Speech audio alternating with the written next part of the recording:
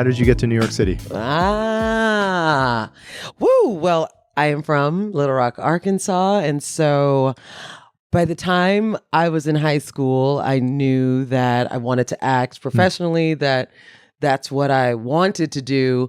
Didn't really know how you did that. Coming from Arkansas, I come from a family of educators. My mom taught public elementary school for almost 40 years. Wow. And my dad was a nephrologist, which is a kidney specialist. Wow. So yeah, Dr. Glasco was specialized in those kidney beans, as he said. So they didn't know what that meant to I have a kid that wants to be an actor, but they were like, if you figure it out, we'll support. Yeah. And by the time I realized my senior year that the degree to get, if you want to be like, I guess, a certified actor that can walk into these spaces, you needed a BFA, a Bachelor of Fine Arts. Yeah. In acting. And I was like, okay, great. What are the best schools that like give you that degree? Well, by the time I realized to get a BFA, you have to audition for those programs. If we're talking about your NYUs or your Northwestern, your Carnegie Mellons, I didn't know you had to audition. And when I realized you had to audition, all of those schools had stopped auditioning for the coming year. But one school was still auditioning and only in person up at the school in Ithaca, New York. So Ithaca College was still auditioning and was a reputable, like on one of those lists of a great BFA program, was still auditioning. So I went to Ithaca College, Ithaca, New York by myself. And like, I remember a crazy, snowy, I think it was maybe in January, it was after the holidays, took 3 planes to get there from Arkansas and stayed in a little figure-8 hotel motel and took a cab to the school and auditioned, got in, and then said, well, that's where we're going. Wow. And so I went to Ithaca College in Ithaca, New York for undergrad. And after undergrad, came to New York City and was like, and here we are. Wow. We're ready. How did you know you wanted to go in that direction with your life in the first place? I enjoyed performing so much. And I also, I loved reading plays. I just love so many elements of story. And I think as a kid in the 90s, there were so many examples of women that I saw and TV shows or projects that I felt like I could do that. Like I loved Living Single and I loved Jennifer Lewis and Angela Bassett. And these were like those kind of actresses who also come from theater as well. And I wanted to be a part of whatever they were and what they were doing. And I had a wonderful high school drama teacher, Miss Debbie Howell, who was the first person to put Fences by August Wilson in my hands. And that was like the play we studied and read for a couple of weeks. And I was just blown away.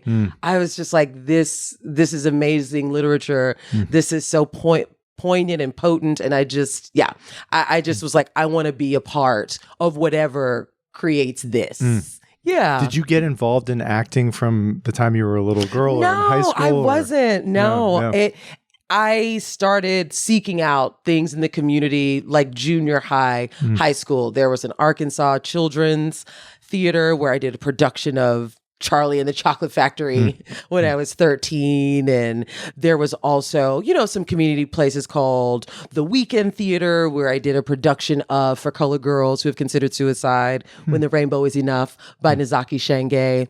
And then, of course, once I got into high school, I was in the theater department and we were putting on one play and one musical every year. And so, yes, I was diving into all of those productions head first and really just, finding who I was as a person, finding my community and just feeling so at home. And You mentioned how much you love story. Yes. And you mentioned Fences. Yes. Which I'm somewhat familiar with. I'd love to learn about what it is about stories, especially from your early life, that spoke to you. What about, and maybe Fences is not a bad example. What is it about stories that you came across that you use the word poignant as well, that were so moving or influenced you so much? I think it's seeing. I think it's seeing, I don't even know if madness is the right word, but seeing the full context of the madness of these really big characters, and when we see a story of like a great fall or like this rift between people who love each other, rifts between family, it's what causes that? How did we get here? And there's something that's so truthful about showing the good and the bad and the ugly and still having hope. Because usually at the end of a good story, even if horrific things have happened, it's like, and we still go on. We still can do it. And so I think there's something about the element of hope once you've told the whole story that like connects us to humanity. It's like, peeling back those layers. That this is part of what it means to be human. Yes. Yeah. Did you feel, or from an early, I don't know if you had words to this, but that you wanted to be a vehicle for narrating that complexity and also being, a spokeswoman for hope? Yeah. Basically. I obviously did not have that language then, but what I did have language for is that I felt I could be a part of helping to tell the story, that I can be of service to storytelling. One of my favorite playwrights and somebody I've worked with and also have an honor to call a friend, Dominique Morisseau, one of the things she talks about when it comes to playwriting, her writing specifically, is it should have a point of service. What is your offering? What is it that you are contributing that helps or illuminates or, as you just said, connects to humanity? I didn't have that language, but I knew I wanted to be a part of that. Yeah, I think it's part of the reason why kids are so drawn to stories from an early age. Tell me about Ithaca. So I grew up not far from Ithaca. I'm from Erie, Pennsylvania, so that's 3 hours away. I know what that weather is like. What was the experience like at Ithaca? What do you remember that still resonates? It's cold. Yeah, for sure. Cold, snowy. Initially I was super excited because, again, being so green about what it meant to be a professional actor and what are the steps to getting to those spaces. And it was super exciting in the beginning because there's like, oh, there's a technique to this. There's scholarship to this. This is actually something that you study just as much as you would study chemistry. Yeah. And it was exciting to be around other people who took it as seriously as I did. Because, doing theater and the arts and like high school, it's just sort of maybe a pastime for most people. It's just an elective or it's a way to like date somebody. But it was very exciting to be in an environment that I could really knuckle down and start to understand what it meant to be a vessel in the arts. And it was also cool that our junior year, we had something called Ithaca College London Center. And so we actually had our campus in London where we could do an abroad semester, which I did take advantage of. And we got to study over there and see amazing free theater 3 times a week. Obviously broadened my horizons. We were traveling to so many different countries and going to Italy and Paris and Scotland. Like, we were just all over the place, having a really exploratory time. I'd never left the country before then. And so those first couple of years, very exciting, opened my world to a lot of things. But unfortunately, and I'm sure a lot of folks of color will attest to this, there did get to a point when you get to, for me in this particular program, by the second half of your time there, feeling very marginalized as a Black woman in terms of the things we were studying, the productions that were being put on within the school, where I was just not going to be able to be cast when they were programming certain shows where, you know, are not necessarily applicable to people of color and certainly weren't applicable to a Black woman. And so I certainly began to feel very unseen and sort of on the back burner in certain aspects. And so, yeah, that part was not fun because I did feel like I had to do extra things and seek out my own sort of outreach and exploring into other texts and other works that were outside of our curriculum. And I was doing extra labor that my white counterparts were not. So that I did not appreciate. And I was certainly sort of ready to be in a different environment because I was the only Black performance major in my class. And then the other only person of color was Aki, who was half Japanese, but was like from Japan. So Aki and I were the only people of color in our BFA performance class of actors and musical theater majors. And I was the only Black person. So there definitely was that time that felt really exhaustive and unseen and laborious. How did you navigate that? I know it sounds like you did a lot of external work to try to bring in material for you. I rallied some of the other performance majors of color from other classes. We put together an evening of scenes and pieces from plays written by people of color that we just produced and rehearsed and worked with one of our Black faculty members to just produce this evening of plays written by people who weren't white and sort of just like a showcasing and us getting to work on that material because this was not material we were working on within the curriculum. And, you know, just, seeking out that sort of advocacy for ourselves and, and just doing that sort of outreach outside of the school. The whole time, though, did you still have a pretty strong sense that this was what you wanted to do with your life? Oh, absolutely. Did that ever deviate? Was that always fairly clear to you? Oh, it was always clear. And how did you know that? Well, because I knew that it was for me. Yeah, I knew that it was for me. And it, unfortunately, I think school also just kind of felt like another sort of microcosm of things that already exist in the world in terms of the marginalization of the type of work that gets produced and those sort of things when it comes to people of color. So schools are not immune to what happens in the greater society. They are a function of it. So, you know, I think it was a reminder of just what I'm dealing with. Yeah. But the love of the work was always there. Oh my gosh. No question. That was clear to you. Of course. Because I am a storyteller. At that point in your life, you mentioned a couple names. I think Angela Bassett was one of them.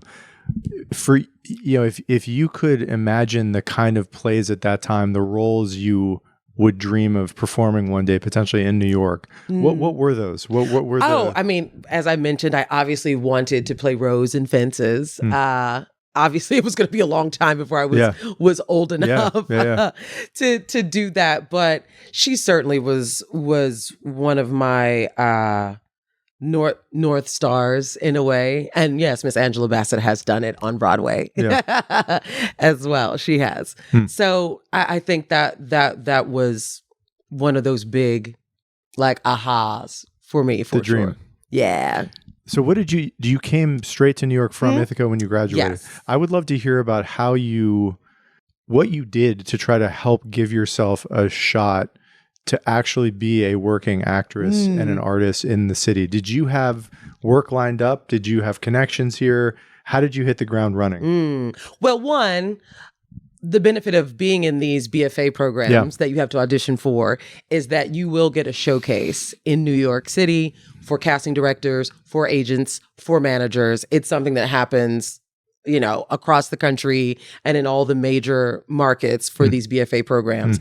And so when you put together your showcase, typically you're doing either 2 scenes or like a scene in a song, and we're all performing these for this collection of industry professionals. And I did get an agent from that showcase. So certainly getting an agent is that first step that someone is going to be working on your behalf to get you auditions. And that was obviously a big priority of mine, was to get an agent at showcase. And so that happened. That did happen. So ding, ding, ding. I mean, that is a huge check mark off of the list, because now you're not just alone in the city with no way or avenue to start seeing casting directors and getting auditions. Also, fortunately, I actually had a job lined up right after college. My first day of rehearsal after graduating from Ithaca, I started rehearsal for Doubt by John Patrick Shanley at Incredible. An incredible piece of theater. And the Hangar Theater in Ithaca, New York. That season, that summer, they were doing Doubt. They were doing, I forgot the musical, but the point is they were doing Doubt, and I auditioned and I got it. And so right after graduation, I started rehearsal for Doubt. In Ithaca. Yeah. And then came to the city, and at that time I did have an agent from that showcase. So that's how the ball got rolling. The first work that you actually got in the city as a working artist, do you remember that? Yes. I'd love to, I'm imagining people who might be listening to this who are hoping to become you someday, and they're trying to figure out, how does someone even make the first step possible to generate work in the city of New York, to generate a little bit of income, to get your reputation going. What happened? What was that story for you? Well, it's interesting. The first job I got in New York City was actually with the Classical Theater of Harlem, and it was a production of Ain't Supposed to Die a Natural Death by Melvin Van Peebles. And I actually got that job from an open call audition. That didn't even come from my agency. Wow. But, back in the day, that was a practice that was very common, is even if you did have an agent, showing up to an open call and just wanting to be seen and not waiting for someone to greenlight an audition for you, but seek them out. So that came from an open call casting. And that was a fabulous time. It was an outdoor venue. The Classical Theater of Harlem is still in production to this day, and their shows are always free. The way that Ty Jones, the artistic director, now frames it is that we are Shakespeare in the Park Uptown, because it is in Harlem. And it does focus on classical works, and that was the first place, and it was a fabulous time, because working outdoors in the elements, in an outdoor arena where you have to be big and you have to put to the test all of the things that all actors want to be doing. Rain, sleet, or snow. Well, it wasn't going to snow. But working as a company, and this play wasn't a musical, but it had music, so there's choreography, and it just was so full of life and was such an explosion of joy for me. So that was my entry into New York City, and it was a fabulous time. Is this a pinch myself moment for you? Were you just absolutely stoked about this opportunity? Did you have a clear sense of where you wanted to go, or at that point in your career, were you just happy to take any work in New York that would have you? Where was your head at that point? It was probably somewhere in the middle. Okay. Yeah. But I had also seen work at the Classical Theater of Harlem and thought that the productions were amazing and the actors were stellar. And so I knew I was in good company. And yes, I think I was always hungry to be working and wanting to cut my teeth. And at that time there was a feeling of like happy to be here, but I was still in wonderful company. And yes, it was a really positive time. With a sense, especially earlier in your career, that were you having imposter syndrome, or were you more of the mentality of I belong here? This is the way it was supposed to go. Oh, I think I had the I belong here for sure. I had the I belong here, but also still looking up to actors, still being a fan. I don't think I'm ever going to stop being a fan. Yeah.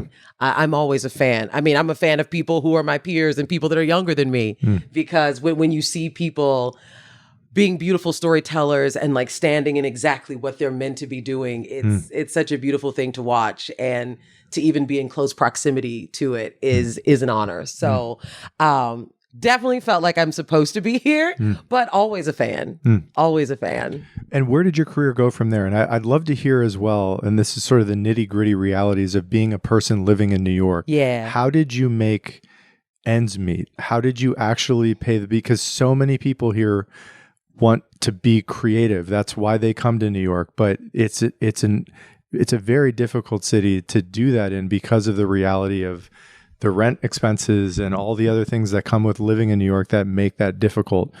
I'd love to hear how you did that. Yeah, you've got to have those side hustles. You just do. Yeah. And for me, for many years, it was restaurant work, because in restaurants, you can decide to only work at night. Yep. And because I wanted to leave daytime available for auditions or rehearsal. And so I was seeking out restaurant jobs via Craigslist or recommendations from other friends that were in restauranting, and would work in restaurants at night.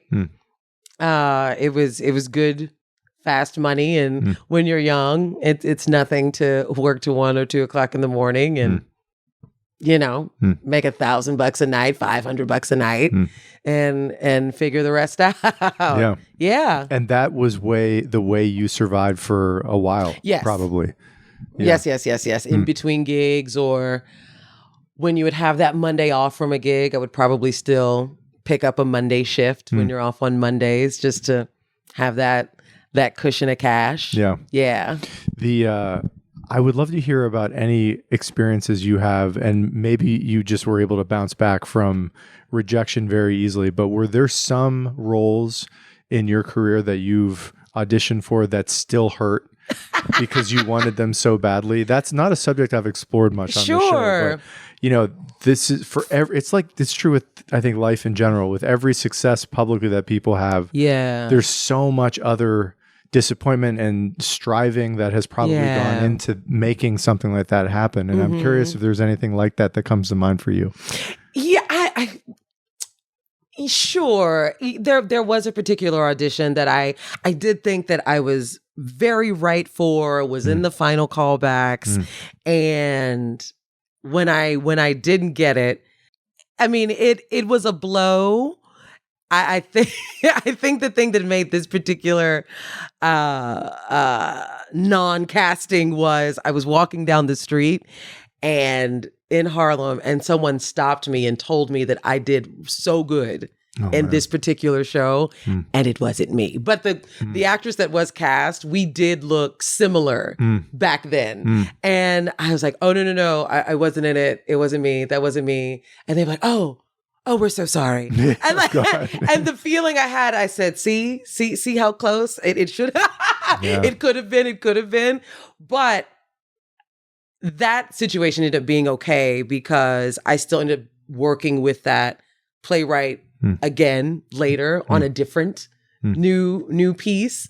And so it's hard because you experience so much rejection in this. Yes. You actually kind of have to learn to build the muscle and not take it personally, because it really just is one job. Yeah. And you can't be defined by one job. Yeah. And that one of the things that is helpful is building a practice around when you don't get something that you're ready to either celebrate regardless, or you've already got something to focus on next. That's something that I have had to learn, is that focusing on like one job or one disappointment can really sort of cloud your vision from the reality that you can always be preparing and looking forward to something else. You know? It's something you have to learn, though, for sure. Do you think you've also needed to develop a bit of like a calloused emotional relationship with the casting experience? Do you still get nervous when you're going in there because you're so excited about this potential role? Or is it more to your point, this is great if it works out, but if it doesn't, I have this other thing I'm also pursuing? I think there always are nerves, because I think that just means that you care. For sure. You know, it means that you care. I think the audition process can always be a little nerve-wracking for actors, just because so many things are out of your control. Yeah. I can control the material I've prepared. I can control the character that I've built. But once you're in that room in front of a handful of people who have a say in what's happening, you kind of have to accept that you have to release control. And I think the idea of like releasing control is helpful, because the casting process isn't even just between you and the director or you and the playwright. It is about the producers and all the other people that are already involved that have a say. Yeah. And you can't compete with that. Yeah. And so giving yourself grace about not trying to compete with a room of 10 and just trusting you've done what you can, and then go have a piece of cheesecake. That's a part of the practice. Yeah. Is I went and had an audition, and now I'm going to go have a good meal. I went and had an audition, and now I'm going to go talk to a friend. Something that doesn't allow your entire psyche to stay anchored to in fester. one moment. Yeah. Have you ever doubted that this, if there was ever a stretch in your career when you have had back to back to back experiences of rejection where you have considered some other career path, has that ever seriously entered your psyche as an option for you? Or have you always been unequivocal about the fact that this is what you are going to be doing with your life? I have never, ever seriously considered another option. I haven't. And sure, like there have been those like crying at the table moments when it feels like I'm not booking. And then something would happen. And then like literally days after, crying, it's like, oh, this is happening. That's great. You know, because the business is so inconsistent. It is almost impossible to not hit those moments of stagnation. I think the real testament is sticking it through and understanding that there's a full trajectory of what your life as an artist is going to be, as opposed to a finished product. There is no idea of like, when I get this one job, I'll never have to think about auditioning again. I'll never have to worry about money again. Like it's not a thing. Yeah. It's so no, I've never seriously considered a different profession or quitting. And I feel like that's such a cliche thing that so many actors who really, really make it, they love to say, I almost quit before I booked the amazing gig. It's like, no, you didn't. Because if you were really about to quit, you wouldn't have been in the position to get that amazing gig. Yeah. So I've never almost seriously considered quitting. What I have considered is just sort of diversifying my abilities and reminding myself that storytelling isn't just about being an actor in somebody else's piece, but I actually have the ability to create for myself as well, and be in community and write and produce. And so that's also been a part of my artistic practice, aside from acting, is writing and producing. Yeah. What has helped, if anything, in those moments, the lulls where it's a down, like the stock market, you know, there's this volatility, and when things are rolling, you think this is going to be great forever, and that never lasts. It never lasts. But how do you deal with those weeks, months? I don't know if you've given advice to people who are friends of yours who are going through something like this, but what has helped you in those moments where you don't see the light at the end of the tunnel and you're not really sure where the next thing is? It faith? Is it just knowledge that you've been here before and this is part of the process? This is the price you pay to do the work you do? How do you think about that? I think that accepting that it is a part of the process, for sure. I think it also helps to be honest and have those conversations with other artists and actors that you are in community with, because sometimes it can feel like it's just happening to you. But when you really start talking to each other and like let the ego down and like take away the facade of like, no, everything's great. It's like, actually, no, it's actually kind of rough. And like, once you realize that it's not just you, that this is something we're actually all in together, that it does help you keep afloat because you're seeing these other people that you know are amazing artists and performers, and you see what they're doing, and they're also sometimes having a hard time. So it really is about that ebb and flow. And then this is something I wish someone would have told younger me, that acting or the business aside, your life is always happening. And so you actually still need to be doing things that matter to your life, whether you have an acting gig or not. You need to be having lunch or dinner or something with your friends. You need to invest in your hobbies that aren't just about the business. You know, please take that trip if you can afford it. Yes, fall in love. Yes, please call your mother. Like, don't put other things on the background waiting for when that job or that career is in the perfect place, because the perfect place doesn't exist. I think continuing to live your life in its fullness actually helps you stay afloat. So when the lulls come, there are still other things in your life that are the light. It's not just the light at the tunnel for like getting the perfect gig, but like, I've got a great relationship, you know, you have things to look forward to, you know? Yeah, for sure. And that is so important. And then also specifically for me, writing and being able to start generating work and taking more control of my artistic expression.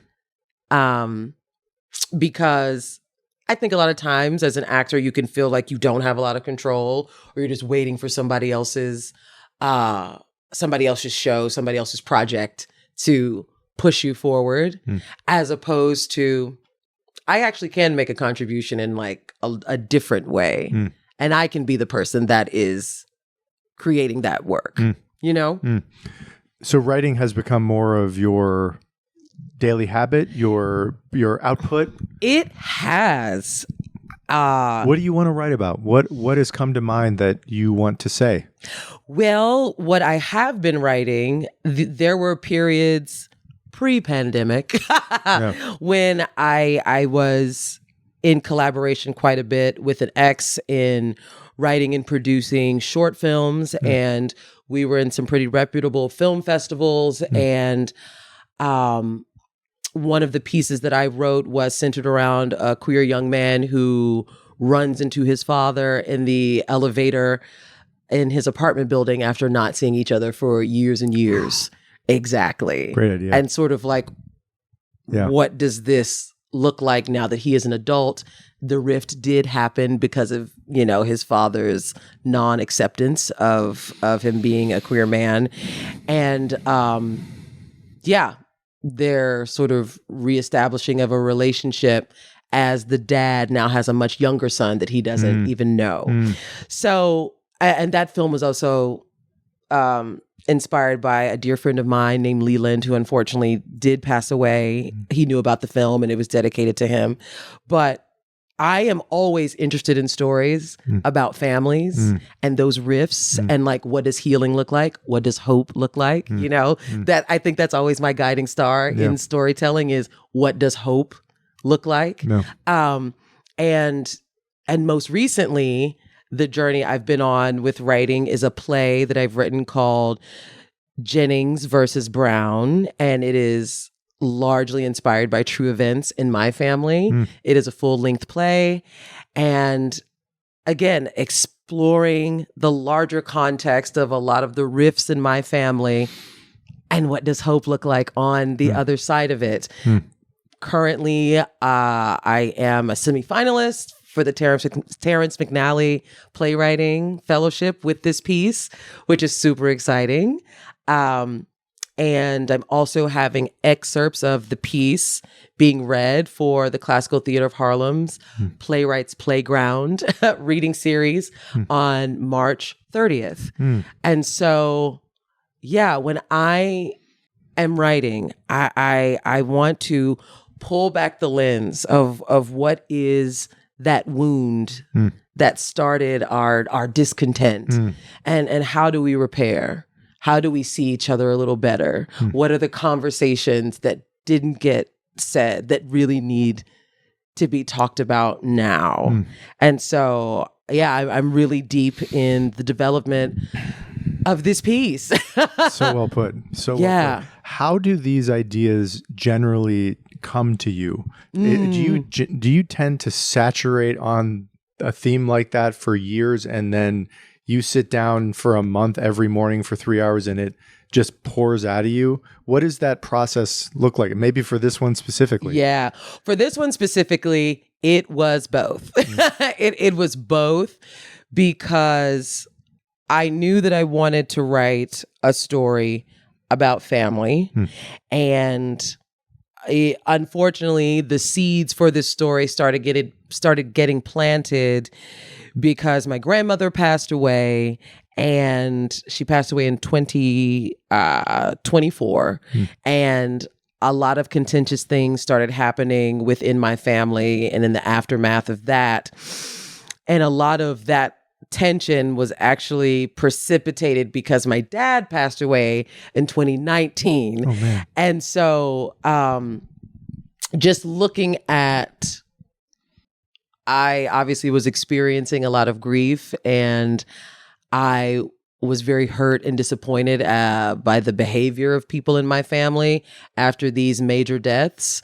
And it got to the point where I had to write this to stay sane, to not completely fall into like a place of despair. And once I kind of stopped being really angry at people in my family, I went, I've got to be able to contextually process this for myself, because while I'm hurt and upset and angry at people, I know that this is on a larger continuum of things that started and happened before I was even thought of. And what was that? What does that look like? And so some of the writing actually was a stream of consciousness of just, who are these people? What do I want to talk about? And I came to the fact that this is actually just going to be a story about my grandmother and her sister, and how their sisterhood splintered and started creating these different factions of the family that would remain sort of at odds. Obviously, I've fictionalized a lot, but inspired by true events. And so once I knew that that was the story I wanted to tell, and these characters and these people started speak literally, you can almost like hear the things that people want to say to each other. I think I am writing scenes and dialogue. Oh, I'm almost gonna like tear up a little bit. I feel like I've actually written conversations that my grandmother and her sister actually really wanted to have that never happened. And once I realized that this was not a story about my hurt and pain, about my dad dying and about my grandma dying, that this actually is the hurt and pain of these two sisters that came 2 generations before me, that I'm actually the residual like recipient of that. Yeah. I was like, that's where the story is. And once I realized that's where the story was, then I did have to do, this is like the unsexy part of writing. You really do have to start giving yourself your own homework and your own sort of deadlines. That's something Stephen Aldigirgas told me, obviously amazing Pulitzer Prize winning playwright, that even when it's not for a job or a commission, you have to give yourself deadlines. So my accountability partner for I will have 5 new pages, I will have 10 new pages, was my therapist. Really? Because I told her that I was like, I feel like I'm really processing what's going on with my family through writing. And I was like, I'm going to read you 5 new pages every week just to make sure I'm staying on track. And that was my accountability practice. And my therapist, she's so amazed. She's so happy. She's like, I cannot wait to see this staged. She's like, I'll be on the front row. Well, this is, I mean, what great storytelling can do is capture truth in a way that no other medium really can with that level of resonance in that short of a period of time. As you said earlier, kind of pulling the lens back and taking a sometimes multi-generational view on how things came to be, which is the story of a lot of life. I don't want you to give too much away, but if there's anything else you'd love to share about this, of the rift that might be appetizing for people that come around this, I'd love to hear just personally how you have made sense of what happened. So Jennings versus Brown is it is a family reckoning play, and we do meet this family in present day, and unfortunately we have 2 factions of cousins that are in litigation against each other over the estate of who is the fictionalized character of my grandmother, who has passed away. Because unfortunately, in real life, I am in litigation against cousins over my grandmother's estate. Yeah, which is why I needed to write this piece, because I had to make sense of the reality of what I am fighting in real life, but making sure I'm keeping my sanity. And the best way that I can show grace, even to the people that I'm in litigation with, is to tell the truth about how we got here. And I think I also certainly wanted to take control of the narrative of what was happening in my family. For sure. Because Jennings versus Brown, while it sets up this litigation amongst family, we will then go back in time and see how my grandmother and her sister started. And it takes place in rural Arkansas, where my dad and my grandparents, my entire paternal side is from a place called Arkansas City, Arkansas, a very rural, on the levee, small town in Arkansas, like hugged up to Mississippi. My grandfather was a soybean farmer, and we go on the journey of these 2 little girls who went down 2 very different paths, solely because in my mind, this was in the segregated South. And when my great aunt, my grandmother's sister, when it was time for her to go to high school, there was no Black high school. So there's just like a whole community of children that had to stop going to school, period, after the 8th grade. And when my grandmother came around, they finally had a Black high school. And so just the ways in which socially and structurally their lives were different and like set them on different paths. And we followed them both through very different journeys of love and motherhood and the sort of growing resentments and tension between the two of them when things don't work out the way that either of them hoped. And what does that mean for the family moving forward? And so, I don't want to give things away, but it is a family reckoning story. And it certainly was also a way for me to honor my relatives, my dad, my grandfather, my grandmother, to honor their legacy and keep them alive and kind of have them reverberate potentially through forever through this story. That's beautiful. The resentment, and again, you don't have to speak anymore if you don't want to, but the resentments are primarily rooted in luck, differences in opportunity, envy, outcome differences. Rooted in differences of opportunity, rooted in differences of love, rooted in differences in motherhood journeys. But opportunity is the big word. It is the big word. And also who got protected and who didn't get protected. It is a very woman forward story and largely takes place in the home of a character named Miss Katie, who is a white woman, again, fictionalized from a real person. Miss Katie, who lived in the home with my great-grandmother, my grandmother, and great aunt. They were her caretakers, housekeepers, and the four of them really sort of forged and built a family among the four of them. And, you know, how these women dealt with a lot of the things that were going on at the time, that opportunity. And it really is a story about how we fight through the obstacles that are of our making and are not of our making. And a lot of the time when it's out of our control, who do we turn on first? Those closest to us. So what do you do once this is completed? I mean, it sounds like you're having early excerpts that are being performed. I mean, it is completed. There is a completed draft. The completed draft that I submitted to, that I'm a part of the Terrence McNally semifinalist playwriting fellowship for, that is a completed draft. But there is a world where I continue to either trim it down and continue to make edits and could still reframe it in certain ways. That becomes the work of when you do get a production team behind you, when you do start these developments, when you start to work with dramaturgs and directors, that you can start getting it even more sharp into that sort of final draft. But there's a finished draft.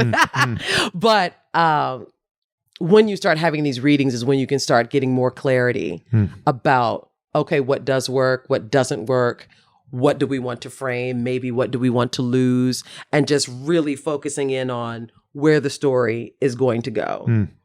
Artistically, is this the most important thing in your life right now? It is. It certainly is. Because it's something that does take a lot of energy, and it's taking a lot of focus and time.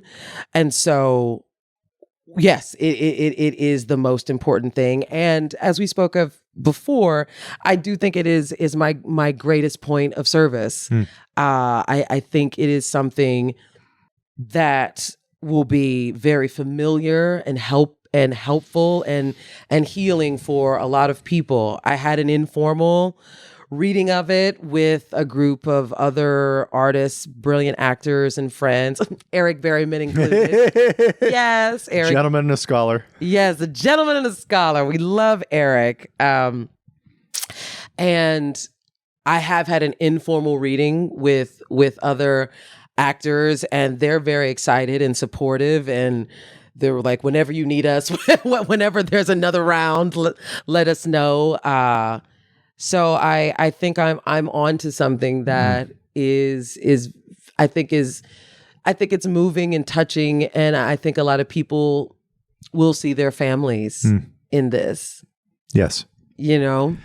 I would love to hear your suggestions of, given that you are a storyteller and a sucker for a good story and always have been, it sounds like, who are the other great storytellers in this city, you know, playwrights or otherwise, that you have come across that are, maybe they're super well known, maybe they're not very well known, but you just think of them and what they're making in terms of nuanced storytelling, complexity, truth.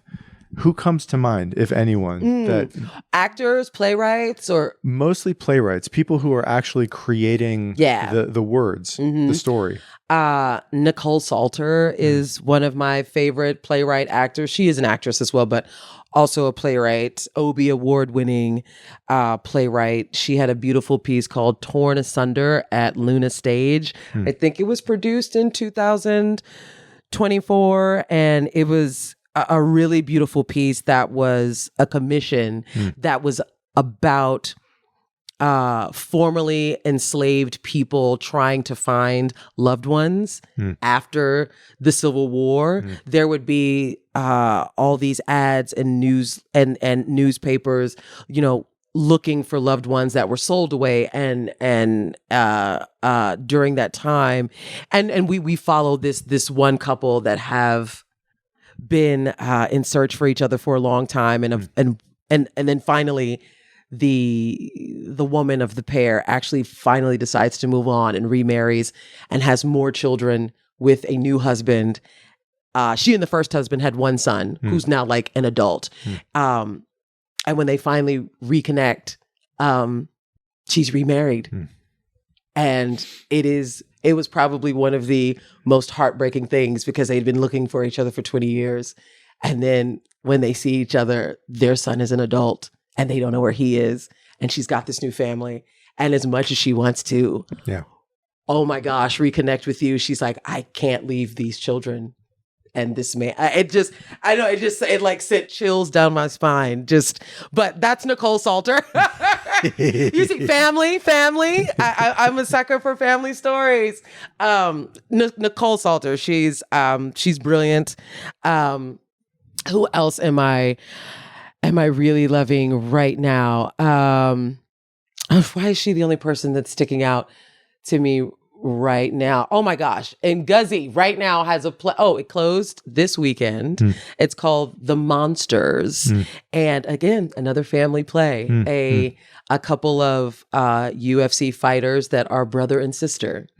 And it's about not only them like literally fighting as a career, but fighting to reconnect after they were estranged from each other for 10 or 12 years after the older brother of the duo flees home from the alcoholic dad, and she's sort of left behind.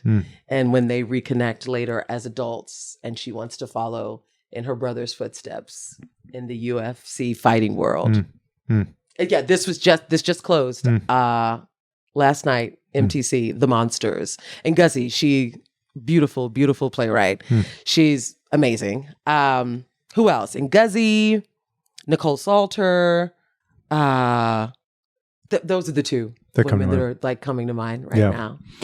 Any other plays that you have seen in the last year or two that have, and maybe it's both of the two that you just mentioned, that I think as movies have gotten worse and the storylines are so predictable, and they're copied from a storyline that was created 20 years ago, and it's sequels and a third story of that some of the only new content that's being created that's actually interesting has to be here in this city with original thinkers that are making original content. I'm going to agree.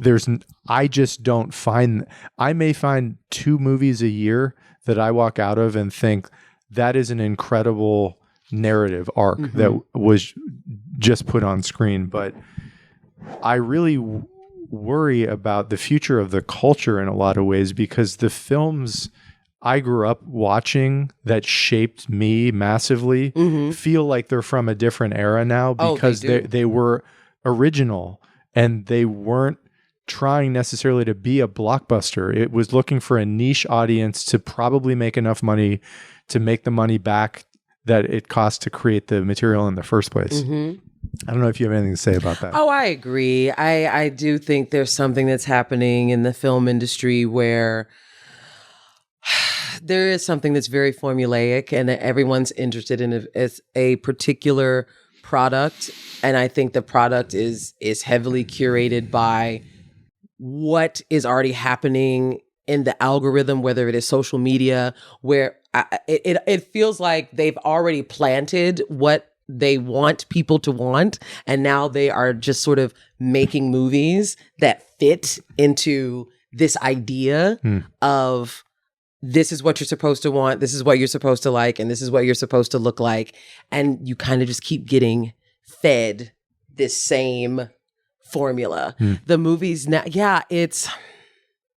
I think movies are less, here we go again, are less story driven. I think it feels like people don't actually want to sit down and go on like those good journeys. They don't want to like get in that real character development. I think everyone just wants to be in and out an hour and a half and be able to look on their phones at the same time. People don't really want to have to pay attention. And I think that's something that is different about movies that felt transformative for us, is that they don't like let you off the hook and they require you to think, as opposed to just like feeding you something that's sort of sensational and surface, you know? Yeah. Definitely lacking in depth, no doubt. But also I read an article recently that there apparently is a fairly common instruction given by Netflix, because so many people are now watching movies on their phones at the same time. They're watching a movie and they're on their phone at home. Exactly. That they're asking screenwriters to repeat what has happened already in the movie over and over again, because people are dedicating half of their attention to the film, if that. Barely. Exactly. That's what I mean. Yeah. They're creating films, if we want to keep calling them that, but they're creating films to acquiesce to social media culture and a lack of an attention span. Yeah. It's frightening. Yeah.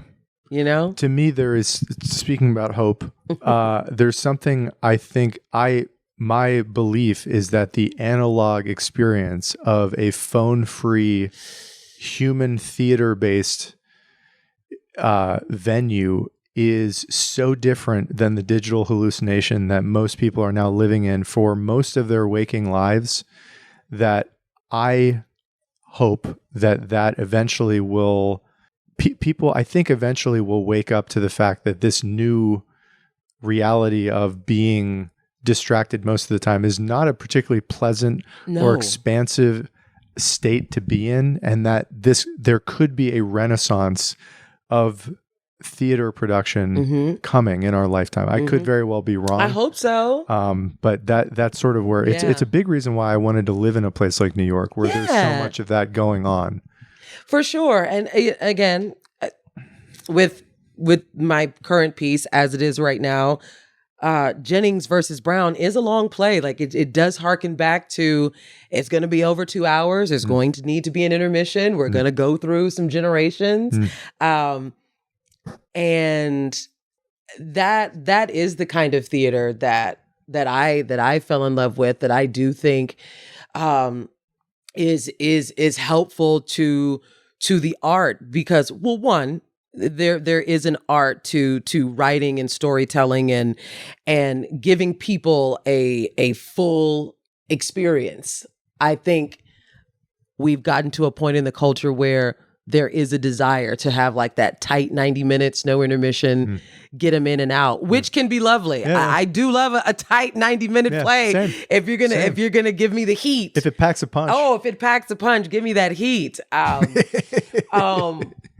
But certainly my piece it's over 150 pages.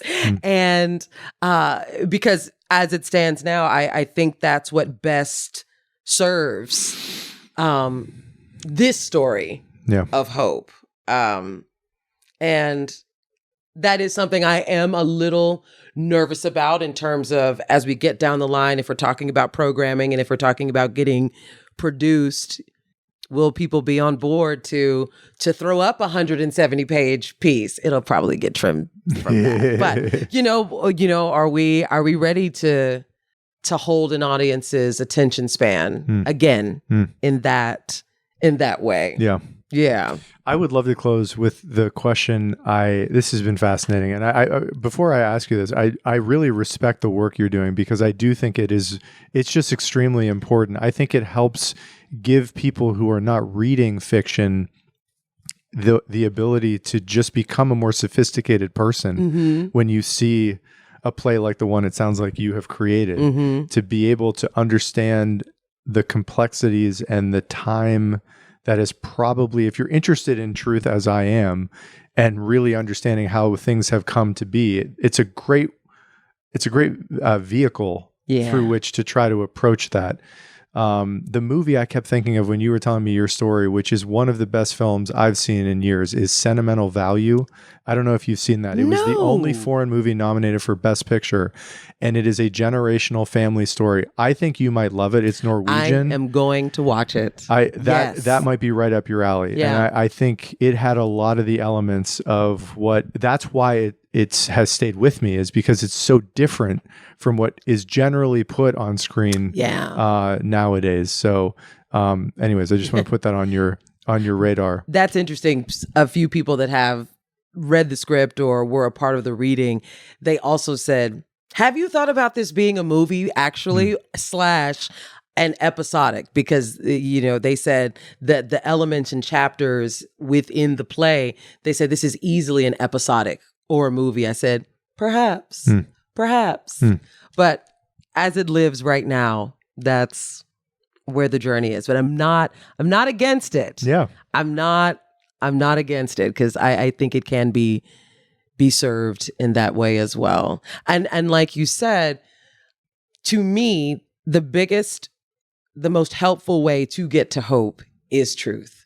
And so within this piece, not shying away from, yes, the disparity in opportunity, the disparity in love amongst these sisters, but also not shying away from the way abuse and those elements really strip and rob women of being able to change their circumstances and put themselves in a position to become the kind of women that they wanted to be.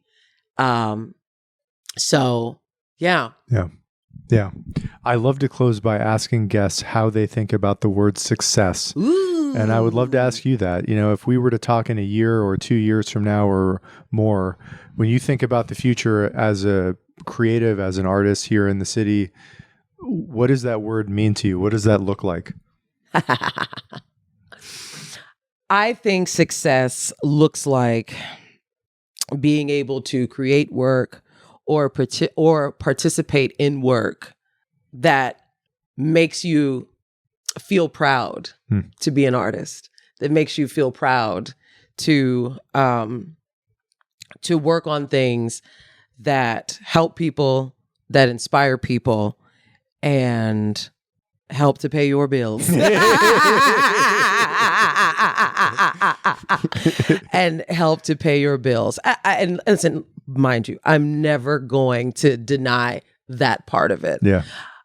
But I think success looks like being able to sustain yourself mentally, emotionally, and financially, being and performing and creating from a place that from a place. It's so hard to put it into words because that playwright in Guzzy has a beautiful quote where she says, "You're always one job away from a new problem." as in last year, I really want to get a guest star on a TV show. Great. Now you've gotten a few guest stars. Now I want a series regular. Yeah. So I think success looks like, here we go. Success looks like finding the balance between the current problem and the next. That's what success will look like for me. Because I do feel like every time I've sort of checked off one thing, there is a new thing I'd like. Yeah. So it's like lifestyle creep applied to your career. It's like you always have the next thing that absolutely. You acclimate to what you achieve, and then it's human nature to want to be driven towards the next thing. Sure. So next year, if my play is in the works to being produced, that if I am still in love and able to pay my bills, we have success. Yeah. Gillian, thank you so much for doing this. Thank you.